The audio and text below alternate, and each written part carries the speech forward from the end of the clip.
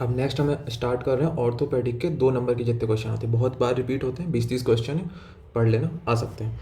डिकर्वेंट tenosynovitis या फिर de Quervain disease, it is a painful wrist condition that affect the tendons on the thumb side of the wrist. Thumb side of the wrist के tendons को affect करती है। It involve non inflammatory thickening of the tendon and the synovial sheath. Non inflammatory thickening हो जाती है tendon और synovial sheath की, ठीक है। दो मेनली टेंडन को इन्वॉल्व करती है, ईपीवी और APL, extension pollicis Brevis, abductor pollicis longus, ठीक है। ईपीवी एपीएल ये याद कर लेना। मोस्ट कॉमन कॉज क्या है? Chronic over use of the wrist, bar bar wrist को मूवमेंट रिपीटेडली करना, तो उस वजह से हो सकता है। ट्रीटमेंट में इमोबिलाइजेशन विद स्प्लिंट, एनसेड और लोकल इंजेक्शन ऑफ स्टेरॉइड, ठीक है।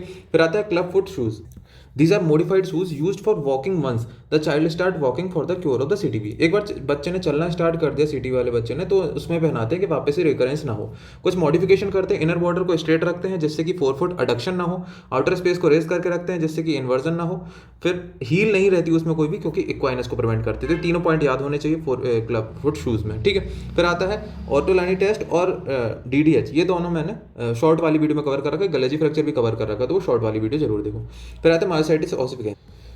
This is the ossification of hematoma around a joint resulting in the formation of mass of bone restricting joint movement often completely।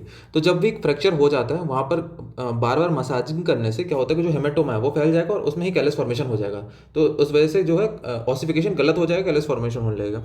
Causes severe injury to a joint और massage following trauma, trauma के बाद massage कर दी तो जो haematoma है वो आसपास फैल जाएगा और उसमें ऑसिफिकेशन होने चला जाएगा। The bone bridges the joint resulting in the completely loss of movement, है ना। जो बोन है वो जॉइंट को ब्रिज कर जाएगी क्योंकि हेमाटोमा में ऑसिफिकेशन होने लगेगा और मूवमेंट रेस्ट्रिक्ट हो जाएगी।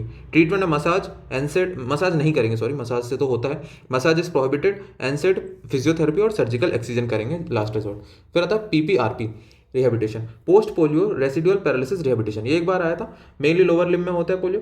एम फॉर वॉकिंग विद और without orthosis by getting straight limb with planting great foot.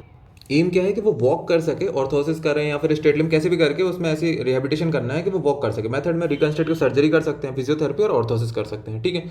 Patient should be placed in bed with the hip is in neutral position, slight abduction और no flexion, ये उसके neutral position में रखेंगे।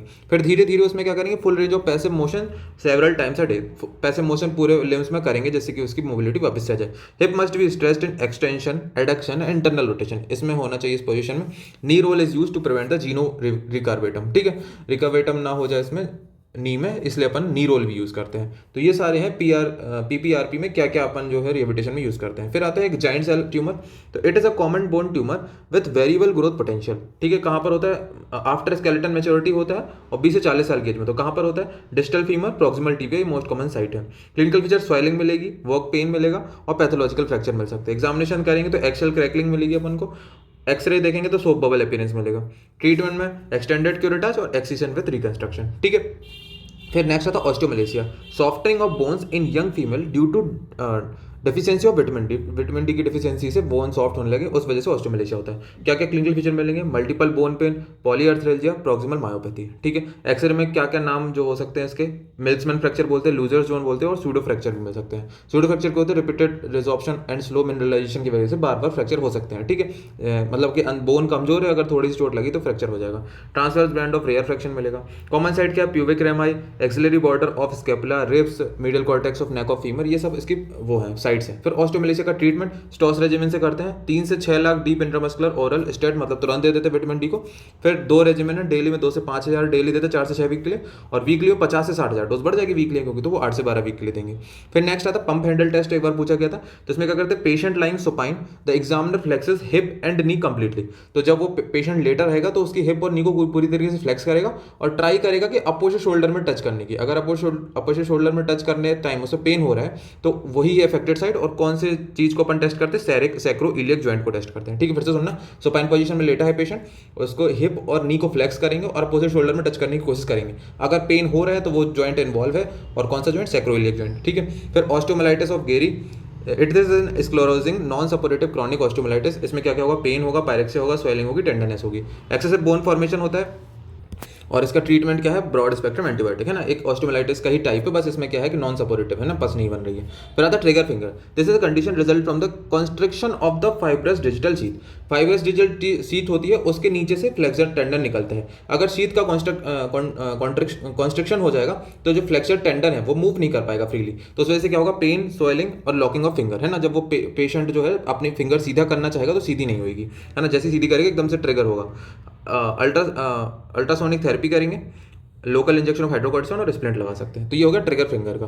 फिर आता है वोल्ट्समैन sign, है ना। वोल्ट्समैन कॉन्ट्रैक्चर होता है तो कैसा उसका एटीट्यूड रहेगा वो बताना। तो एल्बो फ्लेक्स रहेगी, फोर आर्म प्रोनेटेड रहेंगे, रिस्ट फ्लेक्शन, मेटाकार्पोफेरेंजियल जॉइंट में एक्सटेंशन रहेगा, थंब एडक्शन रहेगा और इंटरफेरेंजियल जॉइंट में फ्लेक्शन रहेगा, है ना। उसका डायग्राम याद करना, कोलिस फ्रैक्चर में भी इसके कॉम्प्लिकेशन मिलता है।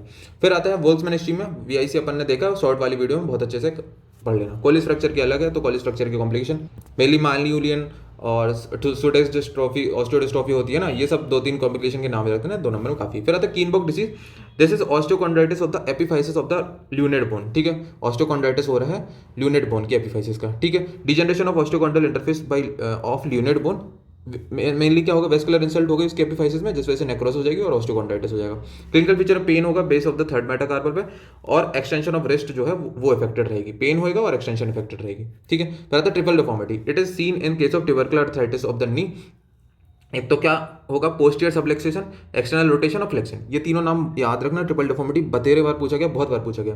Triple deformity, posterior subluxation, external rotation और फ्लेक्शन, ठीक है। अदर कहाँ कहाँ मिल सकता है, rheumatoid arthritis, iliotibial band contracture, polio, haemophilia, इन सब में ट्रिपल डिफॉर्मिटी मिल सकती है। फिर से पोस्टीरियर सबलेक्सेशन, एक्सटर्नल रोटेशन और फ्लेक्शन, ठीक है। फिर नेक्स्ट आता है osteoid osteoma, most common benign bone tumour.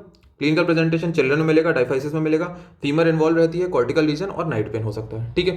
फिर एक्सरे में सेंट्रल नाइडस दिखता है, ब्लड वेसल डायलेटेड रहेंगी, ऑस्टियोब्लास्ट मिलेंगे, ऑस्टियोक्लास्ट भी मिल सकते हैं। फिर उसके बाद आता है ट्रीटमेंट में एनसेड, रेडियो फ्रिक्वेंसी एब्लेशन करेंगे और एक्सरसाइज करेंगे, ठीक है। ऑस्टियोइड ओस्टियोमा, एविंग सार्कोमा, ये सब बहुत बार आए। फिर उसके बाद आता है लूजर जोन, लूजर जोन सब देखा था ऑस्टियोमलेशिया में, वही लिख देना। फिर एलेंडोनेट बिस्फॉस्फोनेट है, जो कि अपन किसके ट्रीटमेंट में यूज करते हैं, जो ऑस्टियोपोरोसिस होता है फीमेल से, पोस्ट मेनोपॉजल वुमेन, उनमें देते हैं कि बोन स्ट्रेंथिंग रहे।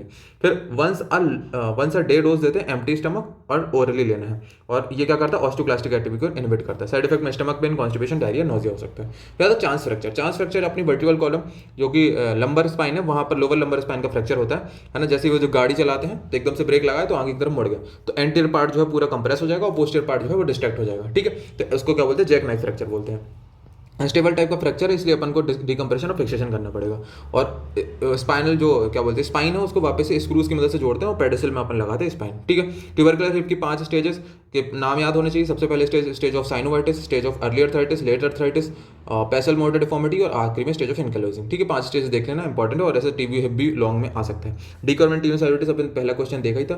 फिर फ्रैक्चर की डेफिनेशन, ए ब्रेक और breach in the continuity of the cortex of the bone, उसको क्या बोलते हैं अपन, फ्रैक्चर।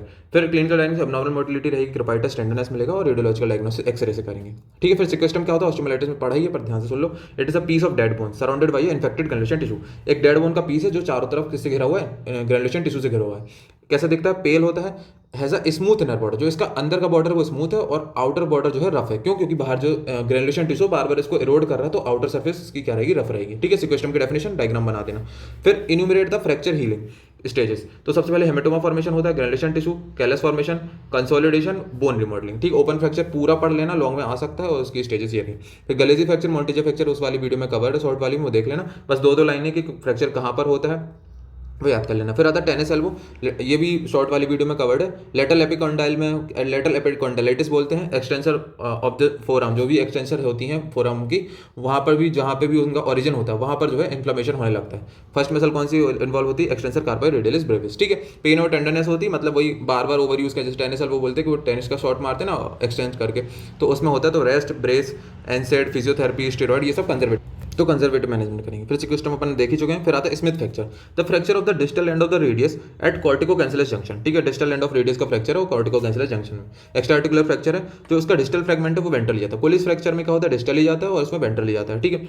फिर mechanism fall on outstretch hand, wrist जो है फ्लेक्शन पोजीशन में होनी चाहिए। It leads to garden spade deformity, ठीक है। तो स्मिथ फ्रैक्चर में गार्डन स्पेयर डिफॉर्मिटी मिलती है। फिर ट्रीटमेंट में close reduction and POP application, open reduction, internal fixation भी कर सकते हैं, होगा ट्रीटमेंट। फिर आता है नेक्स्ट इविंग सार्कोमा। इन्फेक्शन की तरह प्रेजेंट करेगा, एज ग्रुप 10 से 15 साल। बोन्स कौन कौन से, टीबिया, फीमर, फ्लैट बोन को इन्वॉल्व करता है। साइट क्या है, डायफाइसिस। क्लिनिकल फीचर में फीवर, पेन, स्वेलिंग और मैलिग्नेंट स्वेलिंग की उसमें साइन मिल सकते हैं, ठीक है। एक्सरे में अनियन पील अपीयरेंस मिलेगा। और ट्रीटमेंट में ट्यूमर रेडियो सेंसिटिव होता है तो रेडियोथेरेपी देते हैं 6000 रेड्स, और कीमोथेरेपी भी कर सकते हैं। फिर आता है rickets, disease where the organic matrix of the bone fails to calcify properly leaving large osteoid cavity. तो इसमें क्या है कि जो ऑर्गेनिक मैट्रिक्स है वो कैल्सीफाई नहीं हो पा रही है ना, कुछ विटामिन डी या फिर कैल्शियम की कमी होने की वजह से वो जो है प्रॉपरली कैल्सीफाई नहीं हो पा रही है बोन, ठीक है। तो क्या क्या मिलेगा, क्रेनियोटेबिस मिलते हैं, bossing of the skull bone, broadening of the end of the long bone, delayed teeth eruption, Harrison sulcus, pigeon chest है ना, रेकाइटिस रोजरी, मस्कुलर हाइपोटेंशन, ठीक, हाइपोटोनिया सॉरी, डिफॉर्मिटी में नॉक नीज और बोलेक्स मिल सकते हैं, ठीक है। एक्सरे में डिलेड एपिफाइसिस का अपीयरेंस होगा, एपिफाइसिस देर में मतलब अपीयर होगा।